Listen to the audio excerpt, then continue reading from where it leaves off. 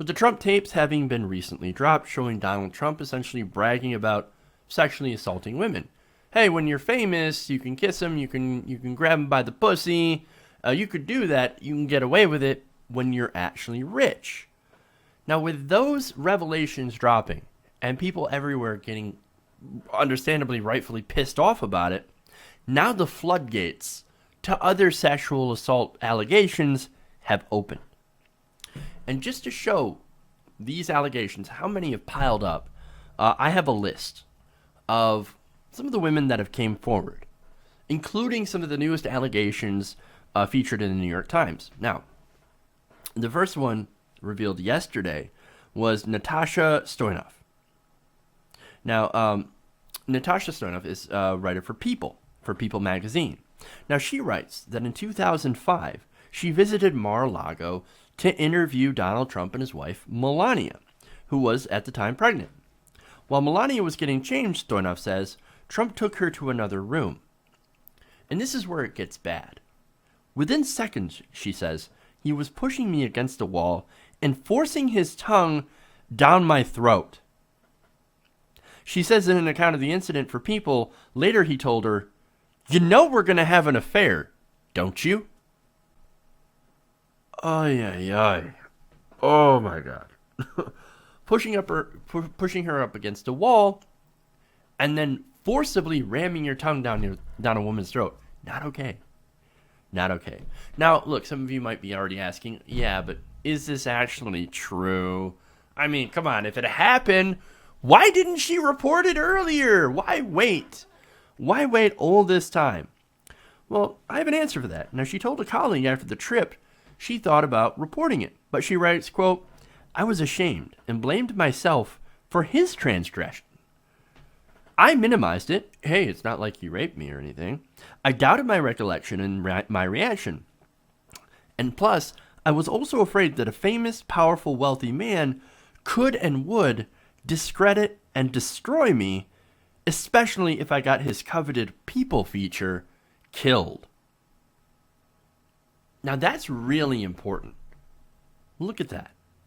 Yeah, he's wealthy, powerful. He could destroy me. Wow.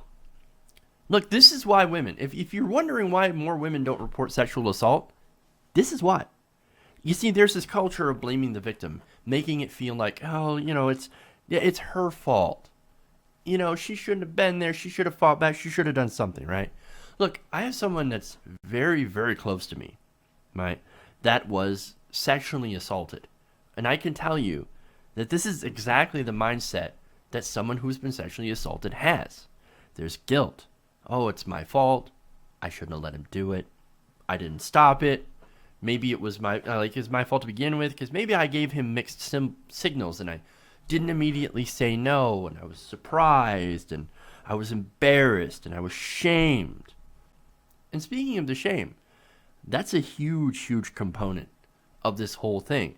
Admitting that, somebody groped me, somebody assaulted me, somebody grabbed something, and I couldn't do anything to stop that. There's that shame factor. And of course, as I mentioned, the possibility of coming out publicly and just being annihilated by the press, annihilated by someone who was incredibly powerful and rich in the media. This is a good example of power dynamics and those power dynamics play into rape culture. Powerful men, they can do this, they get away with this because they have that power. And those women feel incredibly powerless. That's why they don't come out. It's a lot of reasons they don't come out, but there's more.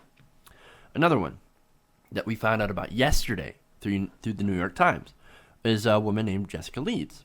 Now, she actually had this happen, claims it happened in the 1980s. Now, Leeds told the New York Times that on a flight more than 30 years ago, she was upgraded from coach to first class, where she was seated right next to Mr. Trump. From the Times, Mr. Trump raised the armrest, moved towards her, and began to grope her. Going under her dress, she said, quote, he was like an octopus. His hands everywhere. Ugh. Can you get why he hangs around Roger Ailes? Sounds pretty similar to these stories. Miss Leeds said she then recoiled and then quickly left the first-class cabin and returned to coach. Leeds says she never told anyone about it until the presidential campaign started, when she began telling a small number of people.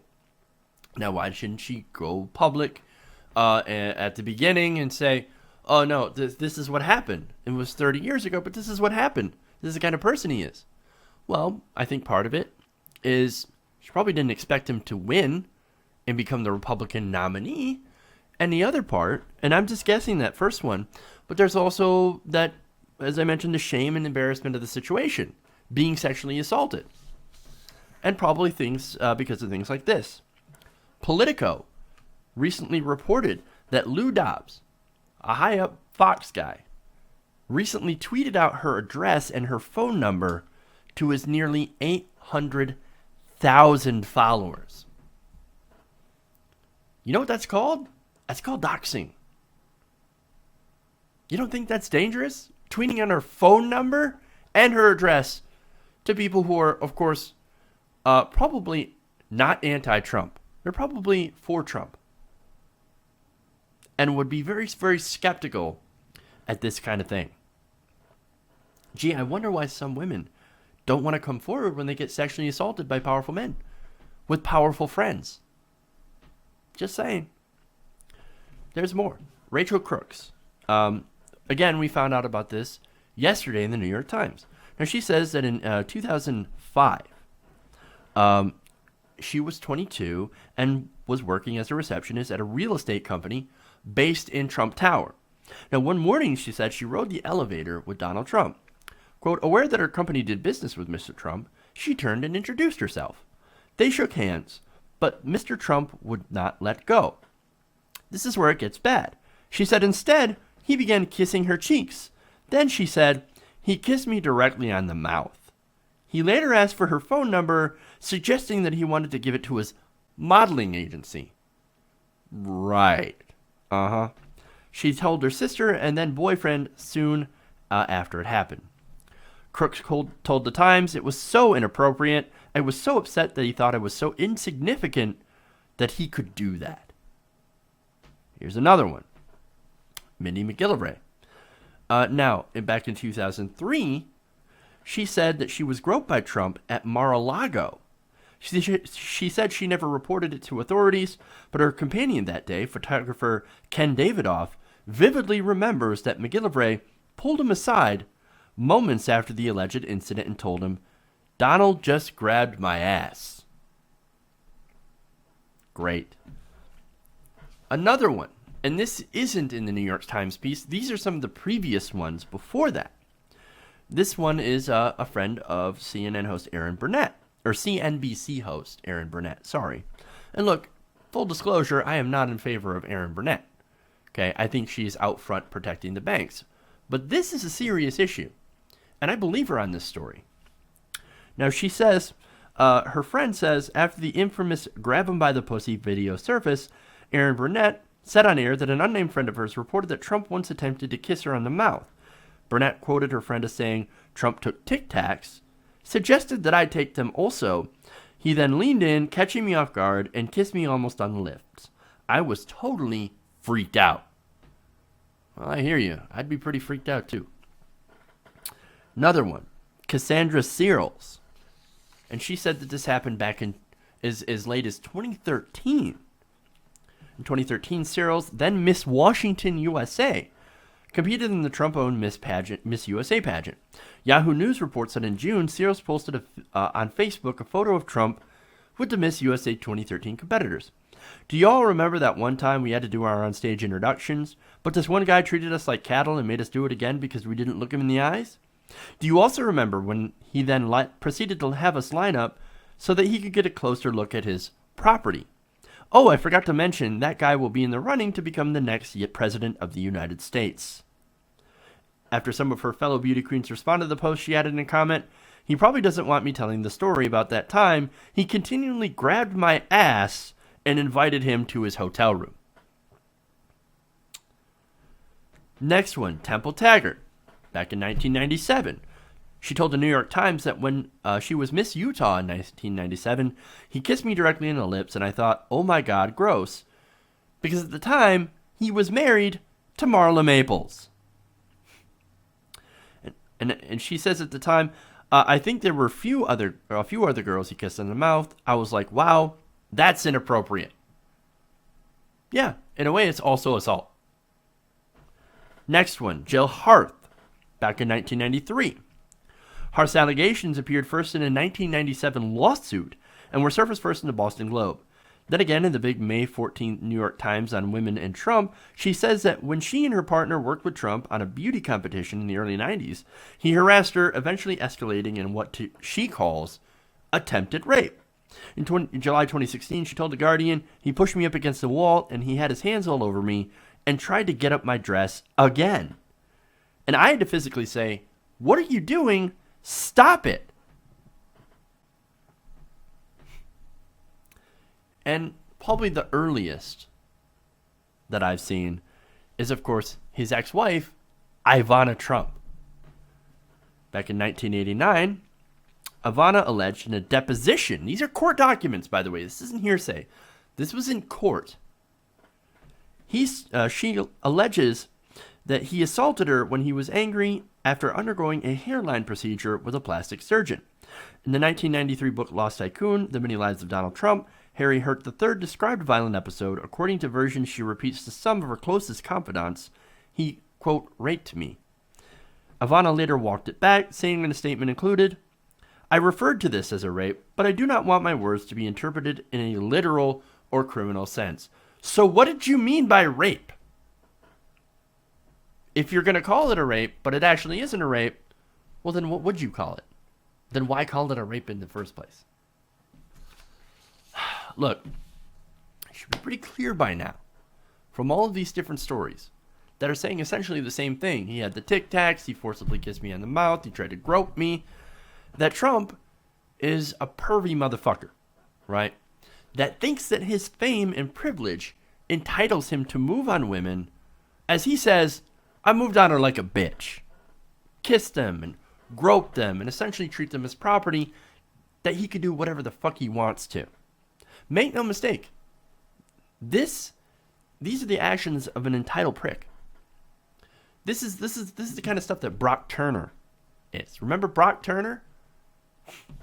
He thought he could do whatever he wanted to, except he didn't have the fame and power as Donald Trump.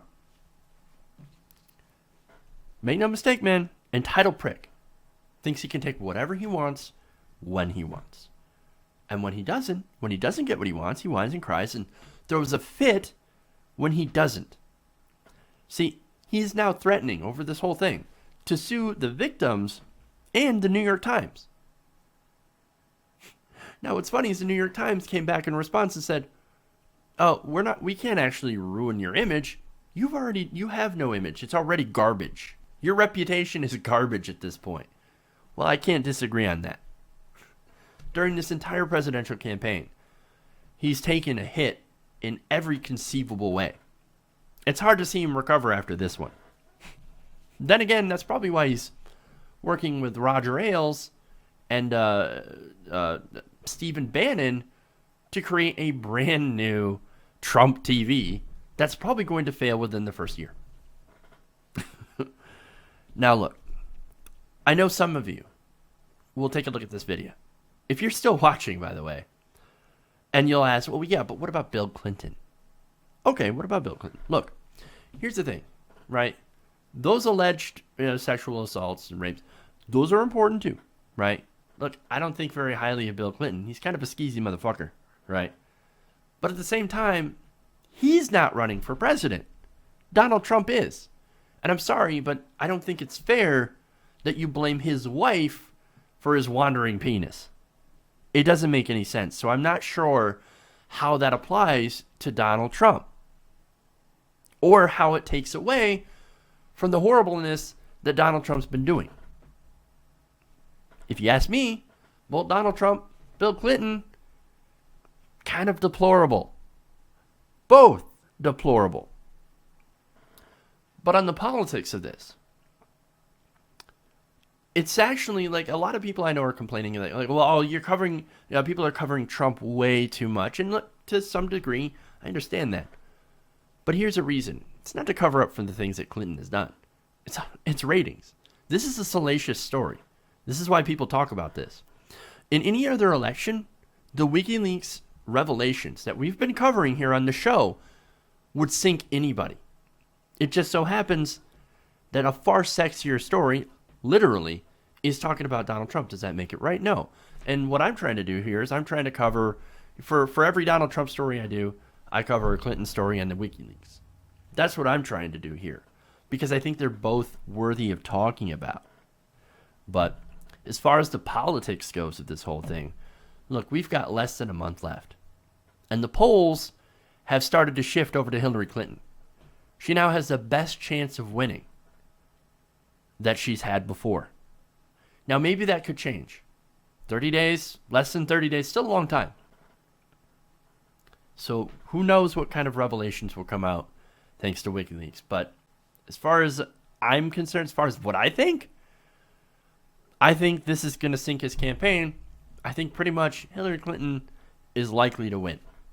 Much, much likelier than she was several months ago before this all came out. And so these tapes, these allegations, one after another, so close to the election, that's it. Trump train derailed. Hey everybody, thanks for watching this video. If you want to see more like this, please hit the subscribe button below. And if you want to support truly independent, non-corporate media, go to our Patreon page and become a patron. Patreon.com/TYTNation.